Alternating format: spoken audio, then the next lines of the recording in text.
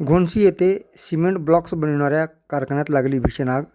अग्निशमन दलाकडून आगीवर नियंत्रण. जळकोट तालुक्यातील घोणसी येथे सिमेंट ब्लॉक्स तयार करणाऱ्या कारखान्यात भीषण आग लागल्याची घटना 19 एप्रिल रोजी रात्री 9 वाजेच्या दरम्यान घडली आहे. या आगीमुळे परिसरात काही काळ भीतीचे वातावरण निर्माण झाले.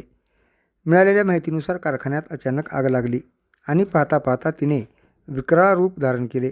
विशेष म्हणजे या कारखान्याच्या अगदी जवळच पेट्रोल पंप असल्याने मोठा अनर्थ घडण्याची शक्यता निर्माण झाली होती. त्यामुळे स्थानिक नागरिकांमध्ये घबराट पसरली.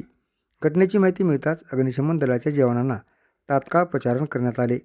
अग्निशमन दलाचे जवान घटनास्थळी धाव घेत शर्थीचे प्रयत्न करत आगीवर नियंत्रण मिळवण्याचे काम केले. त्यांच्या तत्परतेमुळे मोठी दुर्घटना टळली असल्याचे सांगितले जात आहे. सुदैवाने या घटनेत कोणतीही जीवितहानी झाल्याची माहिती अद्याप समोर आलेली नाही. मात्र आगीमुळे कारखान्याचे मोठे आर्थिक नुकसान झाले आहे.